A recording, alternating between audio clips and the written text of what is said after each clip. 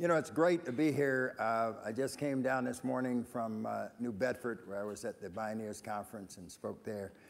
And it's great to have the world's greatest framer of this situation that we're in, this food crisis, this worldwide food crisis. So I don't have to do a lot of framing because Michael's done that for me already this morning. I usually have to talk about, but we really do have a crisis, especially in our inner cities where more people worldwide are moving into cities. Actually, for the first time, more people live in cities around the world than in rural areas. So we have to figure out how to feed these folks today, but as we vision down the future, how are we going to feed all these folks that are moving without destroying our, totally destroying our environment? So I don't have much time. And believe it or not, there's 560 slides on this PowerPoint. I can do it in 20 minutes, or I can do it in 20 hours. You know, we could spend a lot of time and have a great discussion. But I kind of want to show you some of the possible solutions to this issue of bringing food into especially our distressed communities, communities that Michael talked about, these food deserts that have been redlined by many retail grocery stores. So it's really a social justice, food justice work that we do in terms of getting food into those communities where people are under more stress and sicker than anybody else in our society because they don't have access to food. As a matter of fact, the facility you'll see here, our main farm, we have 10 farms. We're now farming. I just picked up another 50 acres of land in the city of Milwaukee. We're farming over 100 acres inside the city of Milwaukee. But this area that we operate our international training center is in a food desert. The closest retail grocery store is 4 miles away, east or west, on one of the busiest streets in Milwaukee. 5 blocks away is the largest public housing project. So we're really, those folks are really under stress. Many of those folks do not have transportation, so they have to travel very far. So what I'm going to do is take you through what I think is ag of today and ag of the future, of how we can grow food inside cities year-round, because we're a year-round food-producing organization. But we're not just, like Michael said earlier, and we're not just growing food, but we're growing community as well.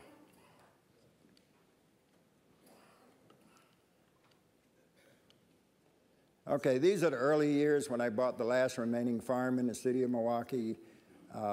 It looked like this as an Army Reserve base to the east. And this is what the kids look like back. Some of these kids are over 30 years old. There's something very significant about these kids. Anybody in this front tell me what's different about these kids than the kids today? They're outside. Okay, yeah, they're outside. They're what? They're thin, yeah, that's true. But there's something else. They have their pants pulled up, you know. So these were some of the early efforts we had in composting. And just remember some of these earlier images of our facility. We moved along a continuum in this 19th century farm. These buildings, greenhouses were built. And we started composting on a larger scale, and we did vermicomposting back in those days in these boxes. And the greenhouses were a little cold because I had old clunky boiler that we had to fix every night. Then we started our aquaponics system, which aquaponics is growing fish and plants in the same system. And we worked with youth, and one barrel was a fish tank, one was the weed tank, and one was a filter tank. And we put a air stone down the tank, and it moved water from tank to tank, and that replicated a clean river or stream. You could grow about 50 tilapia in about 6 months. So this was something that we used. And we also grew a lot of bedding plants that we used to decorate the different various organizations around the city and landscape them. And I also worked with a lot of youth in the community.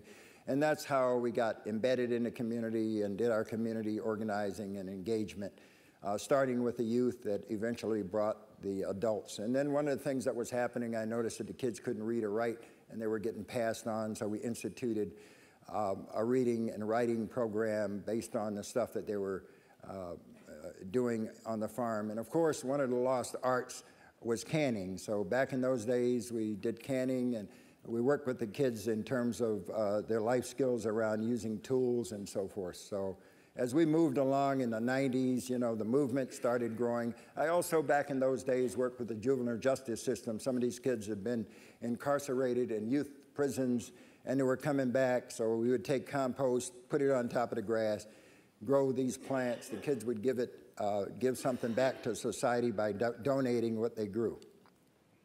And then we would decorate complete blocks around communities. The island between the street and the sidewalk, we would plant flowers. I remember this project. This was a $50,000 landscape project. Of course, we only got paid $5,000, and that was to pass on to the kids. But the kids did this project with the plants that they grew in the greenhouses and provided summer job employment for those kids. And it helped to soften those communities, and crime went away. Then we would take vacant lots where drug dealers would hang out. I remember this was on 25th and Brown, and in one day we would transform that vacant lot into what I call these flower explosions. And drug dealers went away because people started looking at those lots in a different way, and drug dealers felt uncomfortable. Then we started getting visitors from other areas, and I started working in some of the crime-ridden areas like Inglewood, where there was a murder a day in that community. And in 1995, we got this front page article in Milwaukee Journal. I was volunteering doing this work. I farm 100 acres of my own farm south of the city. And once we got this article, I started getting requests from other nonprofits and schools for me to work with their kids. And that's how I got sucked into the work that I do today, through working with kids, of course. And now we're into the 2000s, where the movement has really grown. It's picked up. It's becoming more mainstream. Farmers markets are emerging. CSAs are emerging, and so forth. So the facility took on a transformation as it became a training center for sustainable agriculture, small-scale agriculture, and we call it our community food center. So this is the only place in our community where people can come and access healthy food. We also operate out of this organization a co-op of 300 farmers, and we distribute food locally and regionally into Chicago, where we have 4 farms as well. Growing Power is a little bit unique organization in that we're a multicultural, multi-generational organization. So on our staff, we have almost every culture. So we can work in any community. We feel that we have the ability to do that. And once you become a multicultural organization, then it really, these are some of the faces of the people that come to our facility. This year we had over 10,000 visitors, not counting our retail store, just coming to see and tour our facility. And we did, I believe, 15 international trainings, national trainings. We grow food year-round at this facility. Got 10 minutes left. So I'm going to go through these pictures. You thought I was kidding. So it's really all about local food. You know, that's what it's about. It's about local food. And if we grow local food, we will reduce the carbon footprint, because we're at 1%. Most cities are only growing about 1% of the local food. And if we go to 10%, imagine the implications. So that's why growing local food, I said something the other day in the Boston Globe about how food travels from California. It takes about 14 days before it gets in our stomachs, and I was kind of criticized. But Michael is now starting to be criticized by industrial food system, and that's good, which means that we're making a mark. They're getting a little nervous about what's happening, and people are paying more attention. Of course, everybody knows what this guy is.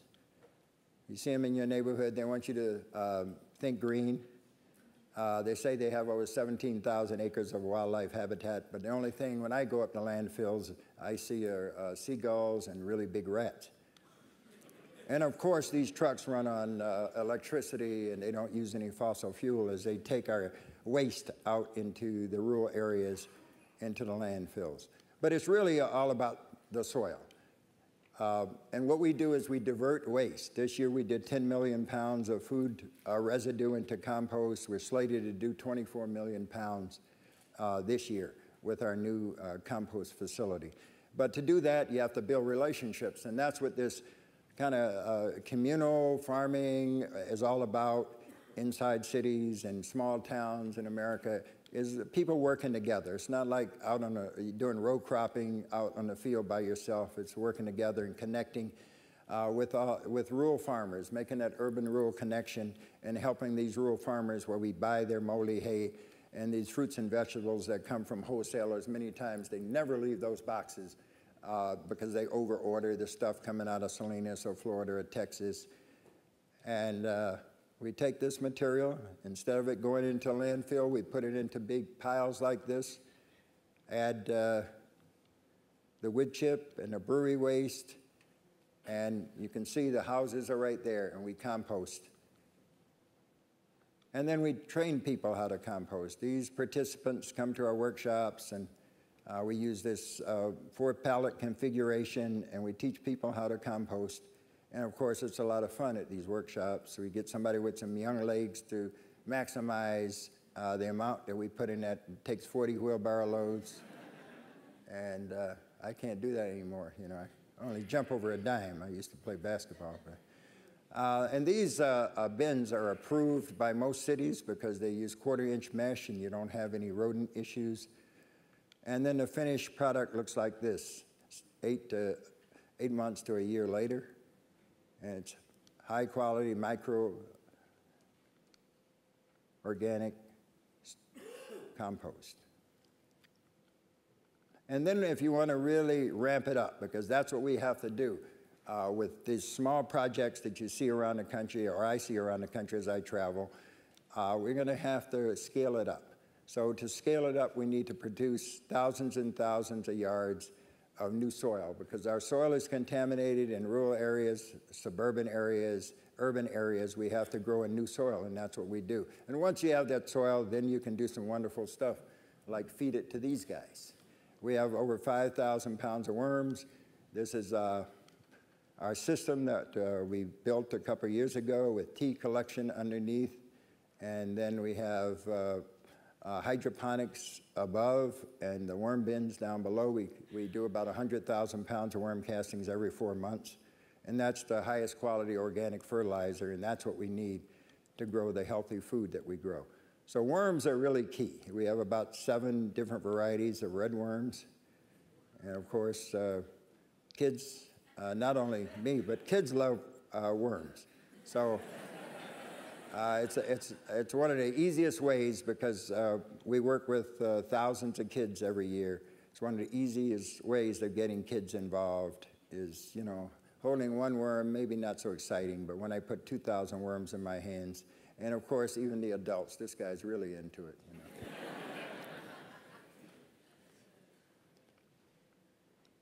I don't know what she's looking at. She found something interesting in the worm. There's so many different bugs in a worm bin. You can find something that you'll like.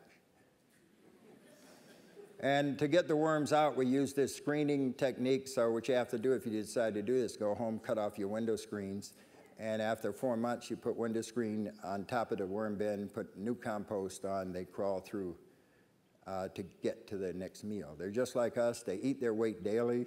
It's hard for us to understand that, because if you have 10,000 pounds of worms, you need to feed them 10,000 pounds of food a day. And then you can market this product for $4 a pound, $2 a pound wholesale to farmers and critical gardens. That shovel full of worm castings 8 months ago was food waste and carbon waste. And then you can take that and turn it into compost tea and spray your plants. It's more effective than Miracle-Gro. Of course, nobody in this theater uses Miracle-Gro, I know, right? Then you need worm depositories. This is where we house 5,000 pounds of worms. And now that you have the worm castings, you have all that, then you can do something called aquaponics. You know, most of our rivers and streams, Lake Michigan's contaminated. We're raising tilapia and lake perch. On the right, there's 10,000 tilapia being raised, and on the right system that's heated to 85 degrees. On the left is cold water, 10,000 lake perch. And these systems cost a fraction of what commercial systems cost. That system you just saw cost $5,000 to construct. The other commercial system would cost you $100,000. So you can capitalize that and go into business. And then we have these above ground systems that can be exported. I'm working on a project in Zimbabwe and South Africa, and these are the systems that they want. Our staff is loading the fingerlings in. Those are tilapia. Those are lake perch, tilapia, lake perch, and koi. We do a few koi. One of the things that we're doing in terms of sustainability is raising black soldier fly larvae. They're 42% protein. I'm working with some other researchers around the world. This will be the future food of feeding chickens and fish. We do year-round production inside using compost to heat these hoop greenhouses. You get 150-degree temperature off of those piles. We have hot compost below those beds, so we need no fossil fuels to grow about 30 different varieties of greens. If we can do it in Wisconsin, where it gets 50 degrees below wind chill, 20 degrees actual Fahrenheit temperature, you cover those beds. And of course, we can do it outside. It's all about the soil. We can go closer than 2x2 and very intensive. We're growing at $5 a square foot, which equates to $200,000 an acre of production. And if we grow sprouts at $30 a square foot, these are sprouts that we turn over every week flat, then you're talking 1.2 million an acre. This is where we have to go in the future. As we sit here today, we're losing ag land. We're still losing our mid-size and rural farmers. So the new farmers have to be these farmers that didn't grow up on farms. Our students, our youth in the city from all the thousands of youth programs. So what we do is you want to use these greenhouses very effectively. We use vertical farming inside these greenhouses. We're growing at 5 different levels, even from down below where you have fish down below. Those are the sprouts that we turn over every week. And then you're going to use this vertical space. Every bit of space is high-valued space inside those greenhouses. And then we train people when they come so that they can take those trainings back to their communities. We process everything there, and we get that food to our accounts in a day and a half of harvest. That's where it's at. Then you're turning the clock back to the 1950s when food was much more nutrient rich. And this is what goes out to the accounts. This is the preferred salad mix, 12 different greens in our mix. And all of this stuff goes out to the co-ops and so forth. So we'll go through these crops very quickly.